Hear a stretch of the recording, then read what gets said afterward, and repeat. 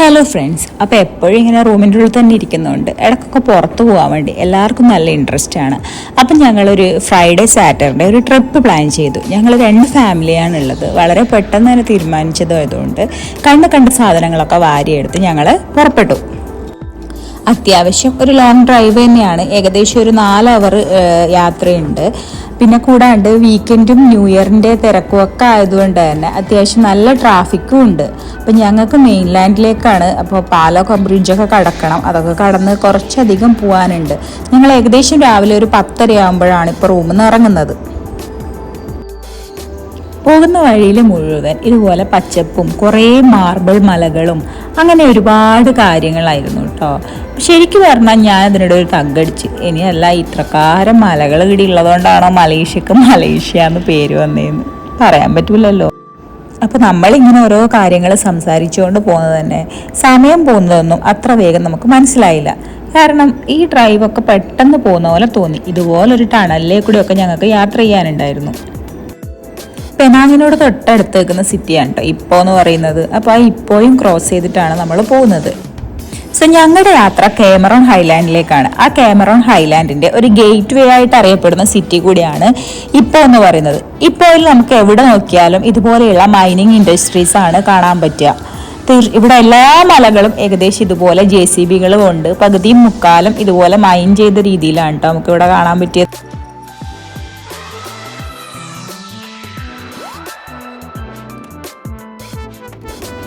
അപ്പം ഞങ്ങൾ ഏകദേശം കാമറൂൺ ഹൈലാൻഡിൻ്റെ എൻട്രൻസിലോട്ട് എത്തിക്കഴിഞ്ഞു.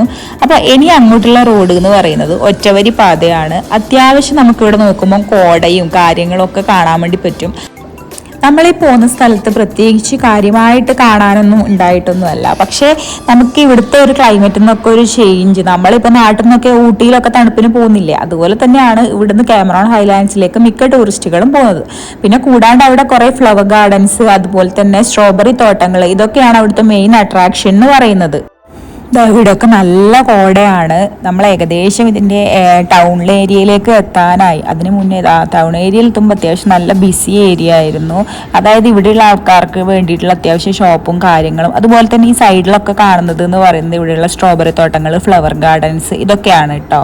അങ്ങനെ അവസാനം നമ്മൾ ഇവിടെ കാമറൂൺ ലാവെൻഡർ ഗാർഡനിലാണ് എത്തിയിട്ടുള്ളത്. അപ്പോൾ നമ്മൾ പോകുമ്പോൾ തന്നെ ഇവിടെ കയറിയിട്ട് പോകാമെന്ന് വിചാരിച്ചു.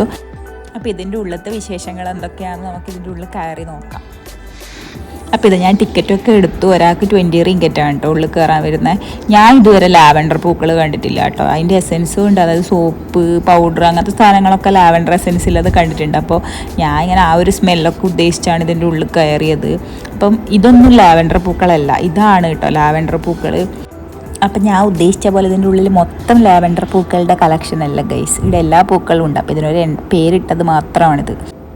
അതുപോലെ എനിക്ക് ഈ കാറ് കാണുമ്പോൾ ഓർമ്മ വന്നത് നമ്മുടെ മിസ്റ്റർ ബട്ട്ലർ ഫിലിമിൽ ദിലീപിൻ്റെ കാറില്ലേ, എനിക്കൊന്ന് അതിൽ ഇതുപോലെ തന്നെ അംബാസിഡർ കാറിന് ബ്ലാക്ക് സ്പോട്ട്സ് ആണെന്ന് തോന്നുന്നുണ്ടായ സെയിം ഇവിടെ ഒരു ചായ കാച്ചിലില്ലേ, എനിക്കങ്ങനെ തോന്നി. നിങ്ങളുടെ അഭിപ്രായം കമൻറ്റ് ചെയ്യുക കേട്ടോ. അതുപോലെ ഇവിടെ ഇതുപോലെ ഒരുപാട് നമുക്ക് മെമ്മറീസൊക്കെ എന്തെങ്കിലും നമ്മുടെ പേരൊക്കെ എഴുതി അവിടെ തൂക്കാം. അപ്പോൾ അവർക്കതൊരു കച്ചവടമാണല്ലോ, ആ സാധനം അവിടെ നിന്ന് വാങ്ങിക്കാൻ കിട്ടും. അപ്പോൾ അതിൽ നമ്മുടെ എന്തൊക്കെയൊക്കെ എഴുതി അവിടെ വേണമെങ്കിൽ തൂക്കാൻ വേണ്ടി പറ്റും. നമുക്കത്ര മെമ്മറീൻ്റെ ആവശ്യമൊന്നും ഇല്ലാത്തതുകൊണ്ട് നമ്മളതൊന്നും ചെയ്യില്ല, നമ്മളിങ്ങനെ നീങ്ങി. അപ്പം ഇവർ രണ്ടുപേരും എനിക്കിങ്ങനെ പറഞ്ഞിരുന്നു, അവർ മുന്നേ ഇവിടെ വന്നിട്ടുള്ളതാണ്. അപ്പോൾ ഇവിടെ ഒന്നും ഇങ്ങനെ ആയിരുന്നില്ല, ഇതിനെക്കാട്ടും ഭയങ്കര സംഭവമായിരുന്നു, ഇപ്പോൾ കുറച്ച് ഇവരെന്തൊക്കെയോ മിസ്റ്റേക്ക് ഉണ്ട് എന്നൊക്കെ ഇങ്ങനെ പറയുമായിരുന്നു നമ്മൾ. ഈ കാണുന്ന ചെടികളെല്ലാം എന്ന് പറഞ്ഞാൽ നമ്മളെ നാട്ടിൽ കാണുന്ന ചെടികൾ തന്നെയാണ്. അതുപോലെ തന്നെ ഈ വള്ളിയും കാടും ഒക്കെ നമ്മുടെ നാട്ടിൽ ഏകദേശം കണ്ടുവരുന്ന സെയിം സാധനമാണ്. ഇവിടെ ഓർക്കിഡ്സ് ആയാലും അതുപോലെ ഈ കാണുന്ന പൂച്ചവാല് പോലെയുള്ള ചെടിയിൽ നമ്മളതിന് അങ്ങനെയല്ലേ പറയല്. അപ്പോൾ അതിനേക്കാളും കുറച്ച് നീളം കുറവാണ്. പിന്നെ മേലെ നിന്നുള്ള വ്യൂ ആണ് കേട്ടോ. ഇതാ കാണുന്നതെല്ലാം സ്ട്രോബെറി തോട്ടങ്ങൾ തന്നെയാണ്, ഇതുപോലെയുള്ള പൂക്കളും ഫ്ലവർ ഗാർഡൻസും ഒക്കെയാണ്. അപ്പോൾ ഇതവിടെ ഒരു കഫേയിലേക്കാണ് നമ്മൾ പിന്നെ എത്തിയത്. അപ്പോൾ ഇതാ കഫേയിൽ നിന്ന് പുറത്തിറങ്ങുമ്പോൾ നമ്മൾ പിന്നെയും ഇതുപോലെ ഒരുപാട് ഫോട്ടോ സ്പേസ്, അതുപോലെ തന്നെ ഇതിൻ്റെ ഉള്ളിൽ ഒരുപാട് കഫേസ് അല്ലെങ്കിൽ ഒരുപാട് സ്റ്റോൾസ് അങ്ങനെ ഉണ്ട്. അവിടെ നമുക്ക് എന്തെങ്കിലും സാധനങ്ങളൊക്കെ വാങ്ങിക്കണമെങ്കിൽ വാങ്ങിക്കാം. ഒരുപാട് ഫോട്ടോ സ്പേസ്, അതിന് വേണ്ടിയിട്ടായിട്ട് അവർ വാൾസിലും ഒക്കെ പെയിൻറ്റിങ്ങും കാര്യങ്ങളും ഒക്കെ നടത്തിയിട്ട് നല്ല ബ്യൂട്ടിഫുൾ ആക്കി വെച്ചിട്ടുണ്ട്. അപ്പോൾ ആരോ പറഞ്ഞ പോലെ എവിടെ ഫോട്ടോ സ്പേസ് കിട്ടിയാലും നമ്മൾ അവിടെ നിന്ന് ഫോട്ടോ എടുക്കണം എന്നാണല്ലോ. അപ്പം നമ്മളിത് അവിടെ ഇവിടെ ഒക്കെ നിന്ന് ഫോട്ടോസും വീഡിയോസും കാര്യങ്ങളും ഒക്കെ എടുത്തു. പിന്നെ ഇതാ ഈ കാണുന്ന ഷോപ്പിൽ ഡ്രസ്സ്, അതിപ്പോൾ കുട്ടികൾക്കും വലിയവർക്കും ഓരോ ഏജിലുള്ളവർക്കും ഉണ്ട് കേട്ടോ. തൊപ്പി ഇങ്ങനത്തെ കാര്യങ്ങളുണ്ട്. നല്ല രസമില്ലേ തൊപ്പി കാണാൻ. ഞങ്ങളൊന്നും വാങ്ങിച്ചിട്ടൊന്നുമില്ല, നമ്മളിങ്ങനെ നടന്ന് ഓരോ കാര്യങ്ങളായിട്ട് കണ്ടു. നമ്മുടെ ഈ ഊട്ടിയിലൊക്കെയുള്ള ബൊട്ടാണിക്കൽ ഗാർഡനും അതൊക്കെ കണ്ടിട്ടുള്ളവർക്ക് ശരിക്കും പറഞ്ഞാൽ ഇതൊന്നും അത്ര വലിയൊരു ഫ്ലവർ ഗാർഡൻ അങ്ങനെയൊന്നും അല്ല. പക്ഷെ എന്നാലും കുറേ ഫ്ലവേഴ്സ് കാര്യങ്ങൾ എനക്കൊന്ന് ഇവിടെ മലേഷ്യയിലൊക്കെ എന്ന് പറഞ്ഞാൽ ഇതൊക്കെ കാണുന്നത് ഇത്തരത്തിലുള്ള സ്ഥലത്ത് മാത്രമായിരിക്കും.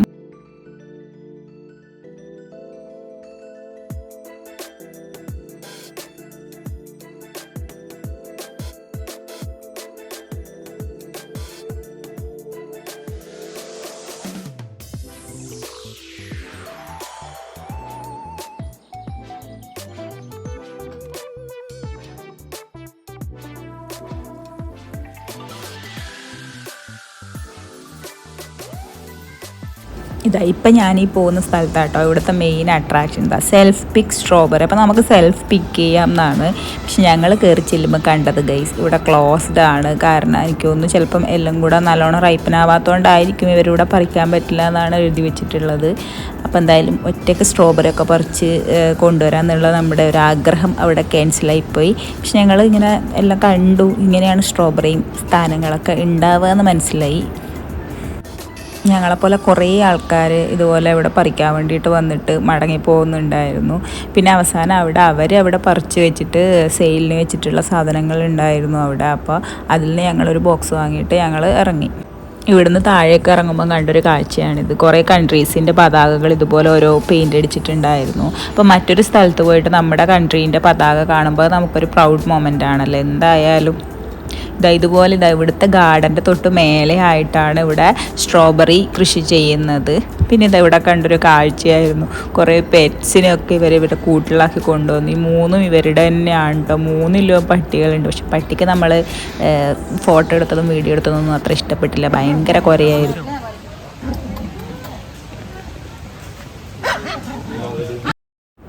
അതിൻ്റെ ഉള്ളത്തെ കാഴ്ചകളൊക്കെ ഏകദേശം കഴിഞ്ഞു. പിന്നെ ഇതുപോലൊരു കൂടാരം പോലത്തെ ഒരു സാധനത്തിൻ്റെ ഉള്ളിലേക്കൂടെയാണ് നമ്മൾ താഴേക്ക് ഇറങ്ങേണ്ടത്.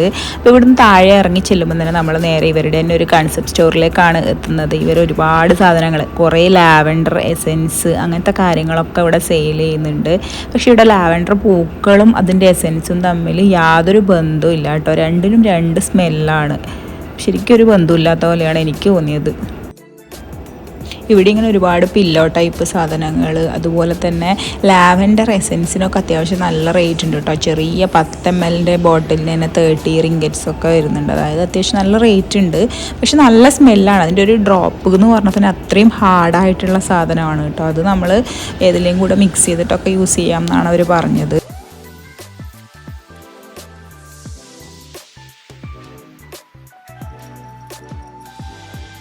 അവിടുന്ന് ഇറങ്ങുമ്പോൾ തന്നെ ഇതുപോലെ ഇവർ ഇങ്ങനെ കുറേ തൊണ്ടിലും കാര്യങ്ങളിലൊക്കെ ആയിട്ടോ ചെടികളൊക്കെ വളർത്തിയിട്ടുള്ളത്. പിന്നെ നമുക്ക് ഇവിടുന്ന് വാങ്ങിക്കാൻ വേണ്ടി പറ്റും. ഇങ്ങനെ ചെറിയ 10 റിങ്കറ്റിനൊക്കെ ചെടികളൊക്കെ വാങ്ങിക്കാൻ പറ്റും. അപ്പോൾ ഇവർ മുന്നേ വന്നപ്പോൾ ചെടി വാങ്ങിച്ചിട്ടുണ്ട്. പക്ഷെ നമ്മുടെ സ്ഥലത്ത് കൊണ്ടുവരുമ്പോൾ പിന്നെ അത് നന്നാവുന്നില്ല എന്നാണ് അവർ പറഞ്ഞത്. ഞങ്ങൾ വാങ്ങിക്കാൻ നിന്നില്ല. പിന്നെ താഴേക്ക് ഇങ്ങനെ നടക്കുമ്പോൾ കുറേ നേരമായില്ലേ ഉള്ളിൽ കയറി. അപ്പം വിശന്നു. ഞങ്ങളിങ്ങനെ കുറച്ച് സ്വീറ്റ് കോണൊക്കെ വാങ്ങിച്ച് അതും കഴിച്ചുകൊണ്ട് കുറച്ച് സമയം അവിടെ ഇരുന്ന് അങ്ങനെ അവിടുന്ന് ഇറങ്ങി. ഇനി നമുക്ക് ഹോട്ടലിലേക്ക് പോകണം. അപ്പം ഇതിൻ്റെ ഇടയിൽ ഞങ്ങളൊന്ന് ഫുഡ് കഴിക്കാൻ വേണ്ടി നിർത്തിയിരുന്നു. കാരണം ഞങ്ങൾ 10:30 ആകുമ്പോൾ റൂമിൽ നിന്ന് ഇറങ്ങിയതാണ്. ഇപ്പോൾ ഏകദേശം 4:30 ആയിട്ടുണ്ട്. ഹോട്ടൽ ഓൾറെഡി ബുക്ക് ചെയ്തതാണ്, കോപ്തോൺ എന്ന് പറയുന്നത്. പിന്നെ അവസാന നിമിഷം ബുക്ക് ചെയ്തതായതുകൊണ്ട് എങ്ങനെ ഉണ്ടാവും ഹോട്ടലിൽ എന്നുള്ളൊരു കൺഫ്യൂഷൻ ഉണ്ടായിരുന്നു ഞങ്ങൾക്ക്.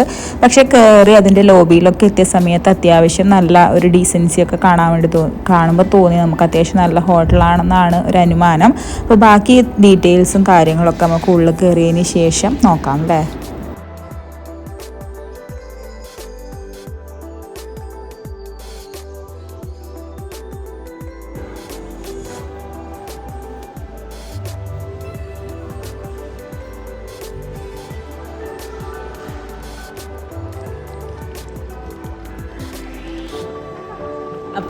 അപ്പോൾ ഞങ്ങൾക്ക് 2 റൂംസിന് 450 റിങ്കിറ്റ്സ് ആണ് ആയത്. അപ്പോൾ ഇവിടെ സീസൺ അനുസരിച്ച് റേറ്റ് മാറും കേട്ടോ. അപ്പോൾ ഇപ്പം നല്ല തിരക്കുള്ളൊരു ടൈം ആയതുകൊണ്ടാണ് ഇവിടെ അത്യാവശ്യം നല്ല റേറ്റ് ആയത്. ഞങ്ങളിത് റൂമിലേക്ക് പൊയ്ക്കൊണ്ടിരിക്കുകയാണ്. അടുത്തടുത്ത റൂം തന്നെയാണ് നമുക്ക് 2 പേർക്കും കിട്ടിയിട്ടുള്ളത്. റൂമിൻ്റെ ഉള്ളിൽ കയറിയിട്ട് ബാക്കി നോക്കാം.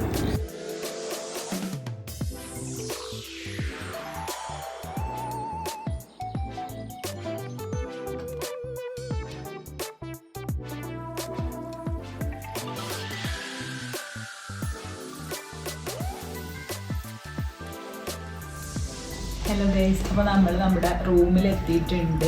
അപ്പം അത്ര നല്ല റൂമൊന്നുമല്ല, എന്നാലും ഒരു അത്യാവശ്യം മോശമില്ലാത്ത റൂമൊക്കെ തന്നെയാണ് നമുക്ക് കിട്ടിയിട്ടുള്ളത്. അവസാന നിമിഷം നമ്മൾ ബുക്ക് ചെയ്തതുകൊണ്ട് അധികം നല്ലൊരു റൂംസൊക്കെ ഏകദേശം എല്ലാം ഫില്ലായിരുന്നു. ഹലോ ഗൈസ്, അപ്പോൾ ഇതാണ് നമ്മുടെ റൂമിൽ നിന്നുള്ള വ്യൂ എന്ന് പറയുന്നത്. ഇവിടെ നിന്ന് അത്യാവശ്യം നമുക്ക് നല്ല കാഴ്ചകളൊക്കെ കാണാൻ പറ്റും. നല്ല തണുപ്പുണ്ട് കേട്ടോ, ഇവിടെ അത്യാവശ്യം നല്ല തണുപ്പുണ്ട്, കോടയൊക്കെ ഉണ്ട്. അപ്പോൾ ബാക്കി വിശേഷങ്ങൾ അടുത്ത വീഡിയോയിലൂടെ കാണാം കേട്ടോ. Thank you.